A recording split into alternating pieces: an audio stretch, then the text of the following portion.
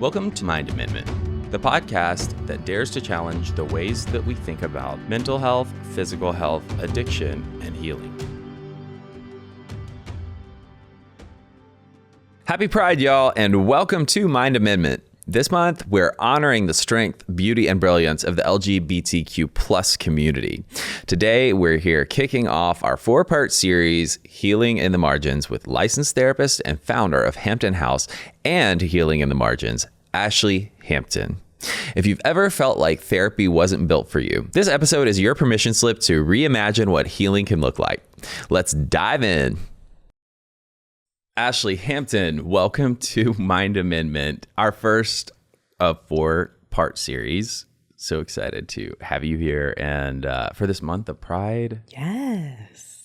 So let's kick things off. Before we get into our quiz that we're going to start things off with, I want to ground us in something that you shared that really sets the tone for today's episode. You said, before I was a therapist, I was a Black, queer Southern girl trying to survive a world that never felt built for me. That's the lived experience behind the systems we're unpacking, because therapy isn't neutral. So let's play our first round of cringe, crutch, or competent. Okay. So you've got a label. I'm going to give you some statements.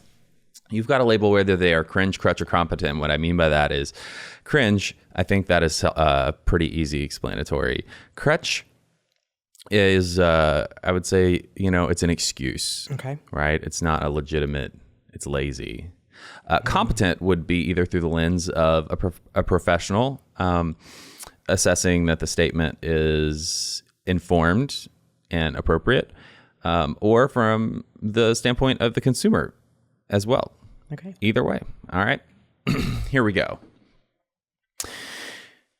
Why might someone in the LGBTQ plus or BIPOC community avoid traditional therapy? A, they're waiting for Mercury to be out of retrograde. Cringe. They fear judgment, cultural invalidation, or a lack of safety.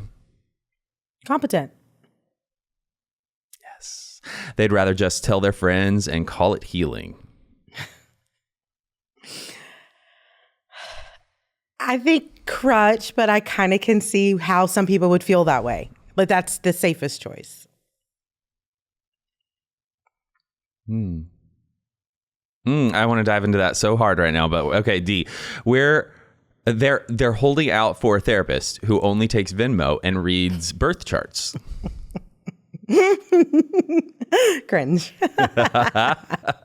But also could be fun in the right setting. Oh my gosh. Limiting you. It's like, you're a Leo too, aren't you? I'm a Leo. Yeah. So we won't be limited to one option ever. I know. And who doesn't want their birth charts read by their therapist? Kind of. Right. In addition, just a little bit. I think it'd be kind of interesting. Yeah. I think the point is not seeking therapy. Yes. When you need therapy. Right. And I love that you qualified that they rather tell their friends and call it healing, because through the lens of how we set this up, through safety, why someone in the LGBTQ plus or BIPOC community might avoid traditional therapy. That actually does make sense. Yeah. I would say that's competent and can be a crutch, because until you find a safe option. And I feel like sometimes our community, our safe friends and our community can be a jumping off point to feeling comfortable. If you can tell a friend what you're going through and experiencing, then maybe you could go and talk to a therapist. That's right. So I think there's a lot of healing in that community. That's true. I think where we go too far is when people, inside or outside our community, just stay there. Yeah. Yeah. Because our friends can't take us the places that therapy can. Right. So we're going to talk more about where therapy is failing us. Failing. Yeah. I love it. We talk a lot about dissent on this show. So awesome. What does emotional safety really mean, and how do mainstream therapy models miss it? That's what we're talking about on part 1 today. So let's go back to the beginning. When did you first realize that being fully seen was going to be a lifelong challenge? I would say as early as I can remember, even just in a school setting of having my parents kind of explain my race, explaining that I'm chocolate cake and vanilla cake and I'm mixed together. And so when people ask me, what are you? Like as a 5-year-old, I remember that being my answer. I'm chocolate cake and vanilla cake, and I'm like the best cake of all because I'm both. And just kind of very, very early on being othered really, and having to have a script prepared to kind of explain who you are and how you show up or why you show up in the body you show up in the expression you show up in. So I feel like always, honestly.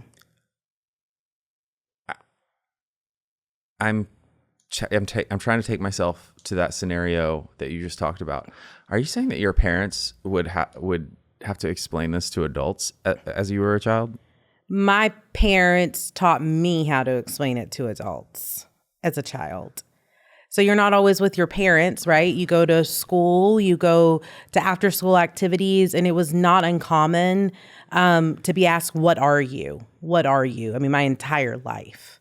So I think my parents, they probably did to the best of their ability, but at some point you want your kid to be able to say who they are or why they are, I guess. So in the context of this question about being fully seen and it being a lifelong challenge, how did having to explain that make you feel less seen or othered? Well, I think that when you see other people not having to ask, explain who they are or be asked what they are, I think you do start to notice that.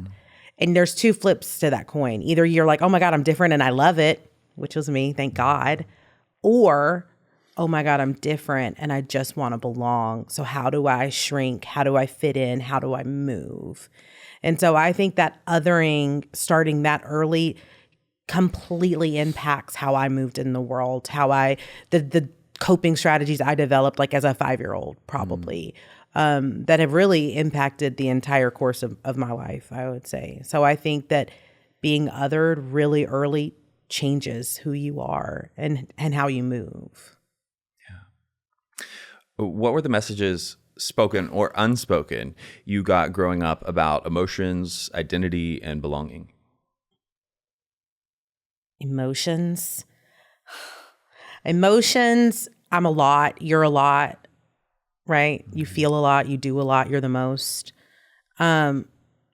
Belonging. Wait, so what comes next after that? If you're a lot, you do a lot, you're the most, what does that mean? And what responsibility is put on you in accordance with that? I think that narrative can be silencing for so many people. I think that narrative can make people feel, again, othered and again, very different. I think for me, it made me develop a really I don't care, this is who I am. I think it made me develop pride, almost arrogant pride as a little child. So I think it's that flip of the coin. Either you feel like something's wrong with me, I've got to be quiet, I'm not people don't like me, or I don't care if they like me. It's very polarizing. It doesn't give us a true experience of living in that. Do you think there was a part of you that knew those were your two options and there was no way you were gonna let yourself experience that other one? I wish I could say yes, because that'd be baller, but I don't think I knew. Really? I think I truly don't. I think that I just think that that's how I moved. And I think a lot of that, I would say, is comes from my Black community, my Black culture. I think of my aunt. And I think a part of that was just, I saw that by in the Black women's lives around me. This is who I am. And I'm very thankful for that. Yeah. This podcast is brought to you by Promises Behavioral Health. If you or a loved one are struggling with trauma, addiction, or mental health, we are ready to answer your questions and help you take that next step. Call our admission center at 888-648-4098 or visit us online at www.promises.com. Our team is ready and waiting to answer the call for help. Sorry, I'm going to go further because I feel like when we talk about generational stuff, I'm like, so if that wasn't seen by you as a child, but you got that resilience from the Black women that influenced you, generationally, it had to start somewhere that someone in your lineage was like, no, honey, I can't afford to be that other option. Strong and resilient is the only option. Choosing power is the only to carry through. And I'm not Yeah. And I think that maybe that I have two choices. I can be strong and resilient and keep moving through. That I do think I was taught by my parents. I think that the way you just said that way, for sure. But I think on an emotional level, on a coping level, I don't think I was aware of that at all at that early age. Yeah. Okay, identity and belonging. I guess we did that kind of covered that because I feel like it did. Yeah. Oh, well, we just did our job on point number 2. But I will say belonging is harder.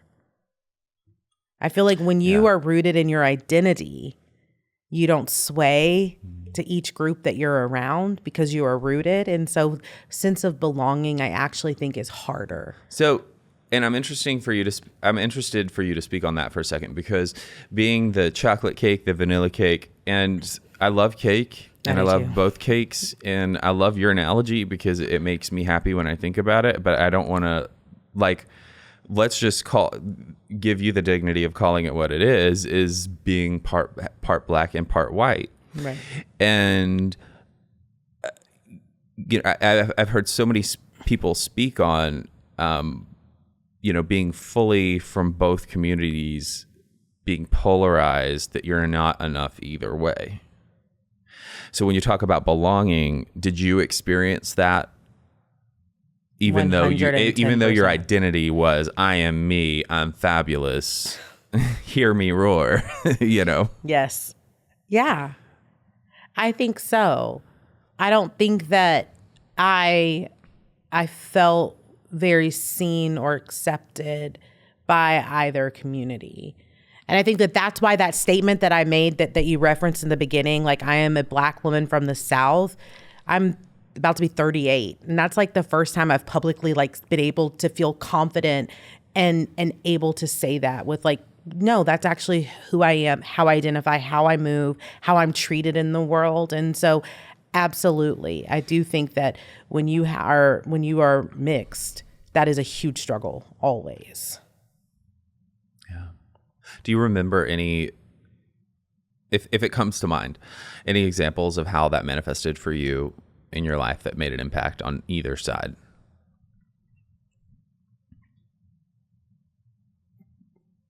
You mean like being othered by friends, schoolmates? Yeah, a story of either Black friends from the Black community or your Black family. I mean, I feel like it's typically you're not your family because they get it, but you're no. Let me hear more about it, because that was right where it came from. Yeah, I think because I'm queer, that was skipped. There was the intersectionality of Black and queer. I don't think that my family thought much of. So it was like, you're silly, you're this, you're that, you can't dance, you don't have a butt, those kinds of things, as if that's all to being Black, right? Yeah. But I think when you are, there's a line where your queerness. Wait, and all those things that you were describing earlier were the white side of you, how they were talking about the white side of you, yes? Or no? Those things I just named? Yeah. Yeah. Okay. I just wanted to clarify for anybody guessing right now. And I think a lot of it is just, it's like my queer identity that I think can be kind of erased or not brought into that conversation.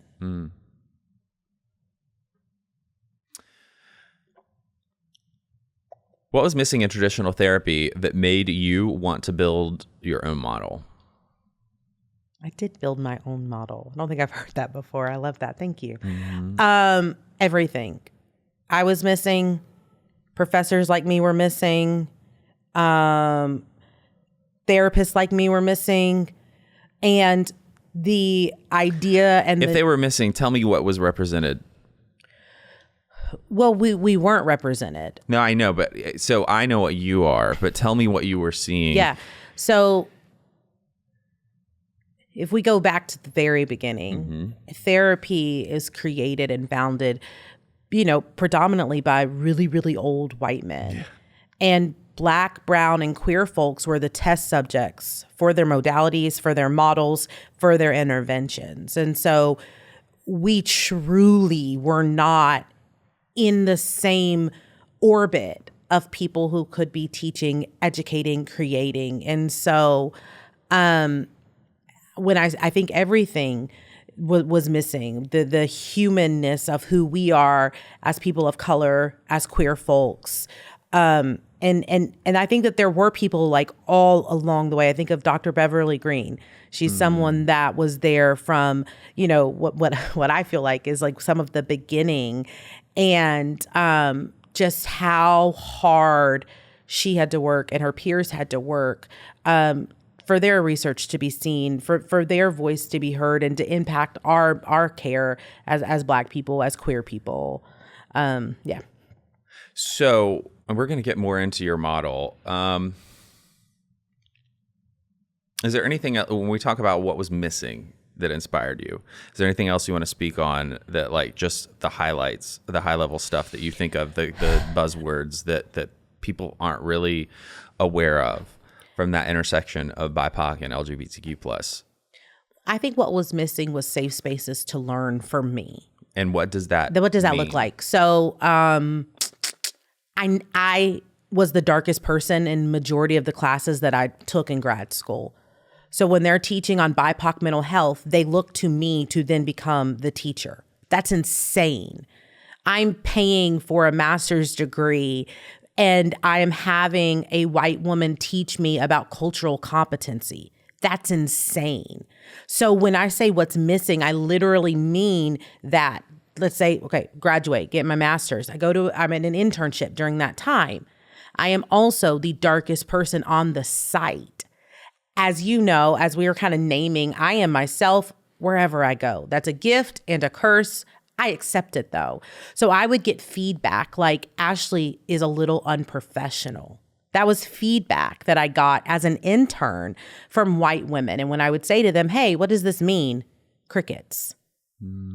Crickets. It wasn't that I was unprofessional. It was that I had a voice. It was that I used it. It was that I didn't care that I was at this best site ever with the best supervisors ever. If something didn't feel right to me, I said something. And that was then deemed as unprofessional.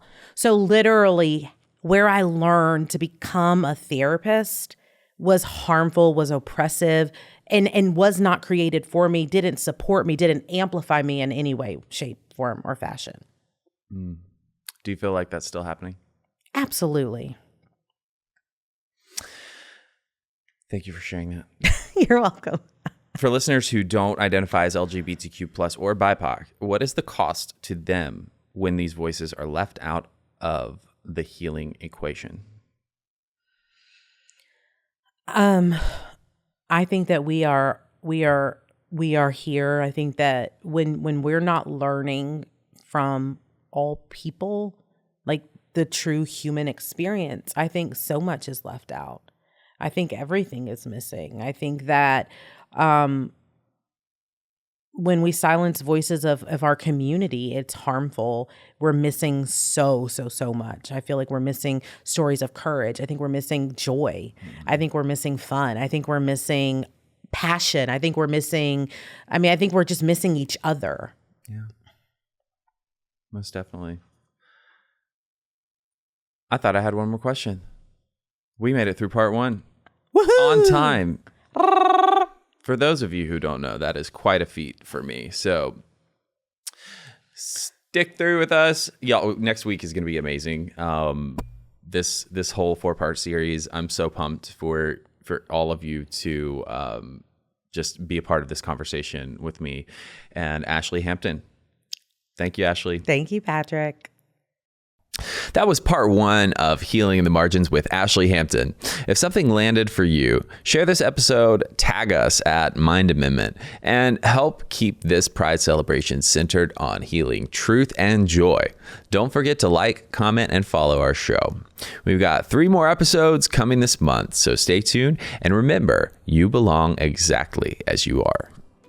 This podcast is brought to you by Promises Behavioral Health. If you or a loved one are struggling with trauma, addiction, or mental health, we are ready to answer your questions and help you take that next step. Call our admissions center at 888-648-4098 or visit us online at www.promises.com. Our team is ready and waiting to answer the call for help.